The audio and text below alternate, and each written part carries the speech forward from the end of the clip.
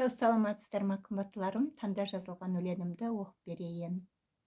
Таласпа пенде бағына, өз бағыңды сайлай біл, сенде де бір күн гүл атар, өз бағыңның жемісі. Кестелі ой, сөз маржан, жүрекке қуат береді, сұлулап айтқан әрбір сөз жүрекке еркін ереді. Сөздің ұлы патшасы, әдемі сөйле ақылмен, ақылды жеңген әр қашан, әр сайыстың жүлдесін. Өмір алдың керемет, жақсылық жасап іс қылсаң, көктем келер бағыңа, лүпілін салып жүректің.